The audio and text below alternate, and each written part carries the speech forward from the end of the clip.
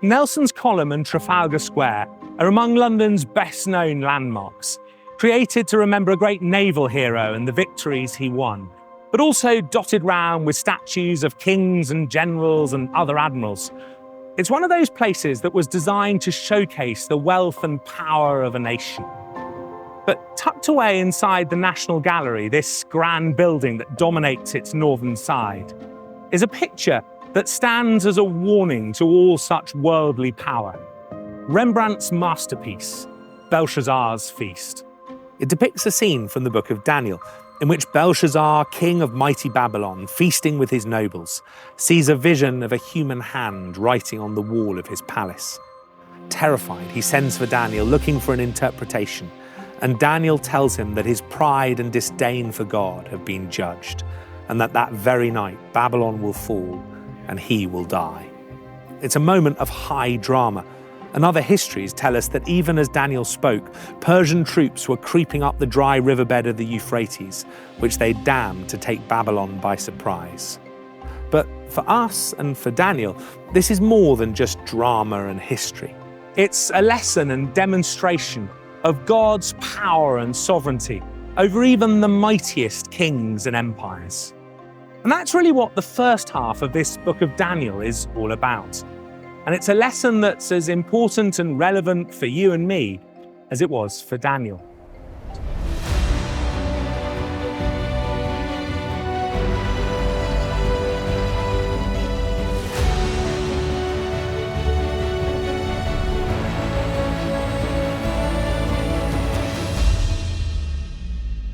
Sometimes it doesn't look like God does reign.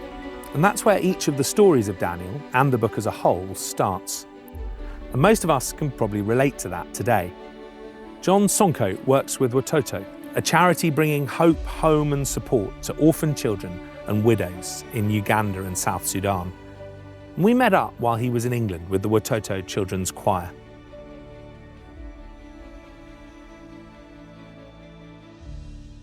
Well, John, thank you so much for meeting up. Can you tell us a little bit about you and Watoto and what you do? My name is John Sonko, and I am a part of the Watoto Children's Choir. What we do as Watoto is we care for orphan children and vulnerable women in our communities back home in Uganda and South Sudan. And we travel around the world preaching the love of Jesus, so we are missionaries on a mission. You're working with people who have so many bad things have happened to them. Yeah. Does that ever make you question God? Some of the questions are, why would you, as God, you're all powerful, you're all strong, like, why would you let somebody go through so much suffering? Or sometimes when maybe you hear a story of a baby that has been abandoned in a very bad situation, of course you ask yourself, God, why would you let this lady abandon their baby in such a situation? Yeah, so the questions are always there. Lots of people, when they see sort of situations or stories like those you come across every day, they say, God, are you really in control? So many people struggle in that area. They struggle with that question of, is God really in control?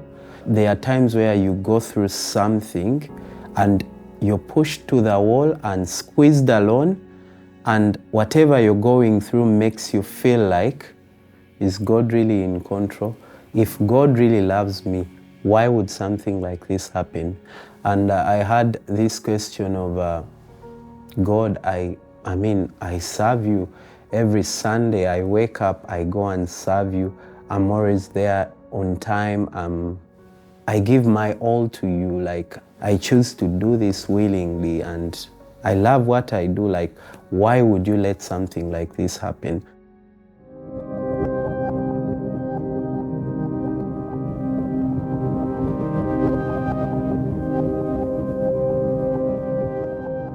At some point, most of us probably ask, is God really in control? And I wonder, what would it look like for you for God to answer that question? Maybe you'd want a vision or dramatic message from God. Or maybe something to show he's more powerful than any person, group or nation on earth. Or a demonstration he's in control of the natural world, or able to tell and guide the future. Or maybe all of the above. Well, you're in luck, because that's exactly what we find in Daniel, all those things. As we've seen before, chapters 2 to 7 are in a different language, Aramaic, to the rest of the book, which is in Hebrew. And that immediately draws our attention to these chapters as a single unit. And this question, is God in control, is at its heart. Each chapter tells a different story of a clash of power between God and the rulers and empires of Daniel's day. But they aren't just arranged in a random jumble. They come in 3 pairs.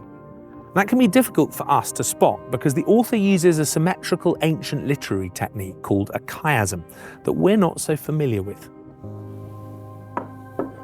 I always think of it a bit like a sandwich. The first and last bit are a pair, like the bread in the sandwich.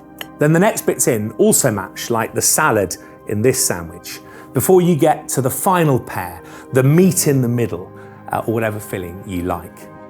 And you can have as many actually as you want, and these chiasms are all over the place in the Bible, so it's a handy thing to know. And here, chapters 2 and 7 are a pair, recording a dream that Nebuchadnezzar has in chapter 2 and a vision Daniel has in chapter 7, and with both essentially carrying the same message from God about the future. Chapters 3 and 6 are then the next pair, with dramatic stories of how Daniel and his friends refuse to compromise their faith and face death as a result, but are then delivered by God. And then chapters 4 and 5 are the final pair, in which God clashes directly with 2 great kings. And I want to explore what they show us about God and his rule and reign, starting in the middle.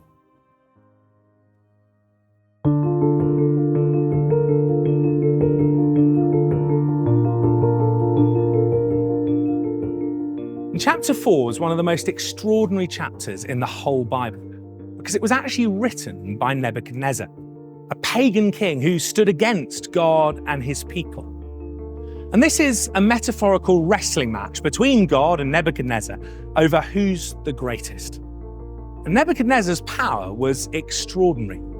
Ancient kings weren't like modern presidents and prime ministers, answerable to electorates or subject to the rule of law or expected to put the nation's interests above their own. Nebuchadnezzar was Babylon. He could do anything he liked. There was no check or limit on his power, and he had all the resources of one of history's great empires at his disposal. He ruled Babylon for 43 years, conquering nations, amassing vast wealth, undertaking huge building projects.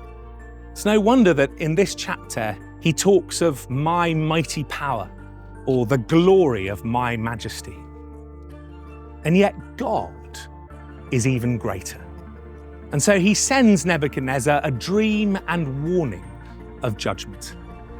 In it, he sees a vast tree filled with fruit and birds and animals, which represents him. But the tree is cut down to a stump and a judgment pronounced on Nebuchadnezzar, which Daniel interprets, that he will lose his mind and kingdom and wander and live for 7 periods of time like an animal. The point? Well, we're actually told that 5 times in different ways. It's also that Nebuchadnezzar, and then all people, may know that the Most High is sovereign over all kingdoms on earth and gives them to anyone he wishes. At first, Nebuchadnezzar doesn't listen, but then as he looks at Babylon and congratulates himself on his glory, God humbles him, and he becomes like an animal for 7 times, whether days, months, years, we don't know, until he finally gives in and admits that God is greater than him. At which point, God gives him everything back, which is also pretty extraordinary after a power vacuum. And he tells the whole world, "Now I, Nebuchadnezzar, praise and exalt and glorify the King of heaven."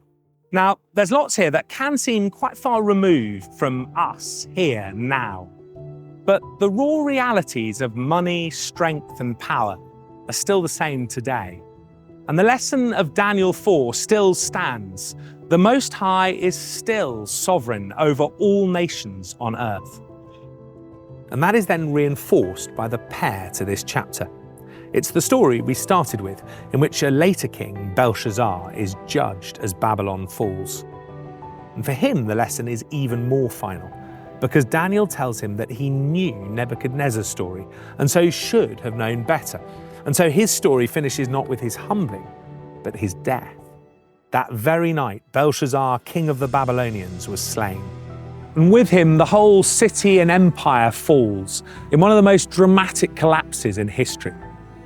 God is in control. And in Daniel 4 and 5, he proves it. But what about the rest of us? Most of us aren't kings or presidents. Where's God in my life or in yours?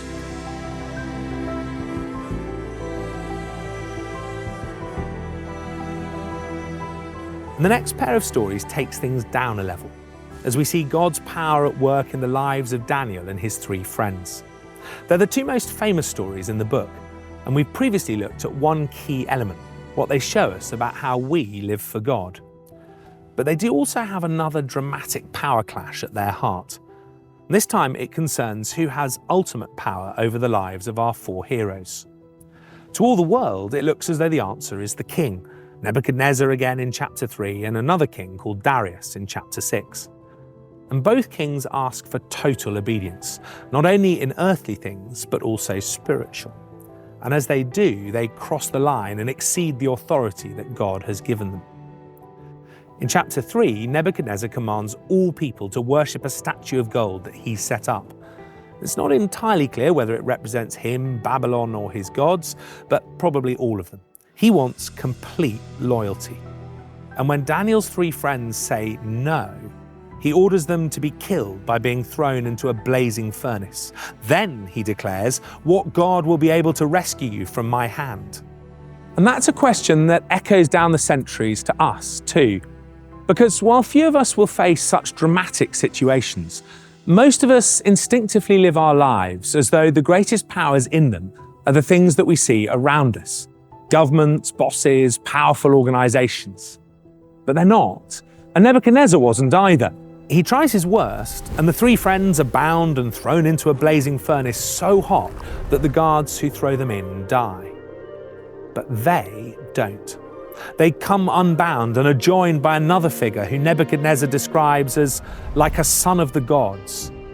And Nebuchadnezzar then calls them out and discovers that the fire had not harmed their bodies, nor was a hair of their heads singed. Their robes were not scorched, and there was no smell of fire on them. God overrules Nebuchadnezzar. And actually, he also overrules the laws of nature.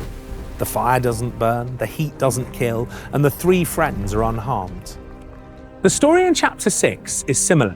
It starts with workplace rivalries as colleagues and associates plot Daniel's downfall, manipulating the king into banning all worship of anything but himself for a month. The opposition this time is wider and less obvious. Daniel's not asked to do anything wrong, just not do what's right, and only for a month. I wonder if the temptation to compromise here was maybe a bit stronger. But Daniel knew that the same overarching truth was in play. Who is ultimately in control of our lives? Is it kings or bosses or governments? Is it luck or who's best at playing the system? No, it's God. And so, like his friends years earlier, Daniel says no and prays as normal and is sentenced to death, this time by being thrown into a den of lions. And once again, God rescues him. Once again, showing his power not just over the world of men and women, but the natural world too, sending an angel to shut the mouths of lions. And Daniel is unharmed. God cares about individuals like Daniel, his friends, and you and me. And he is the ultimate power and authority in our lives. Not your boss or the government or even the natural world, but God. But that poses a question. Why doesn't it always look like that? Sometimes it seems as though God's people lose and his ways are ignored. The church crumbles, even as the world and city thrive. what then? And that question actually hovers in the background of Daniel 3, in the words that the three friends say even as they defy Nebuchadnezzar. The God we serve is able to deliver us, but even if he does not, we want you to know, Your Majesty, that we will not serve your gods or worship the image of gold. We've already seen that there's a great paradox at the heart of Daniel, that even as God shows his love for these four men and his rule in their lives, the biggest story for them, their exile, is one of those even if God does not moments. And the second half of this book explores that theme in a series of visions, which we'll unpack next time. But we get them trailered here in the first pair of stories in our chiasm. Two dreams from God which unfold and predict the future. In chapter 2, Nebuchadnezzar has a dream. It scares him and he demands that his wise men not only interpret the dream, but read his mind and tell him what it was. It's an impossible ask, and even under threat of execution, they can't do it. Instead, they have to admit that no one on earth can do what the king asks. But once again, God can, and he shows Daniel both what the dream is and what it means. We'll look at the dream's details and its pair in chapter 7 next time. But the big message of both is that God is Lord even over time and history. And kings and empires will rise and fall, and the glory of cities and nations will crumble and fade, just like these ruins. But through it all, God's rule and reign will last forever. And both visions finish on that note and with a glimpse of Jesus, a mighty rock that breaks and surpasses all human power here, and a glorious king riding on the clouds of heaven in chapter 7.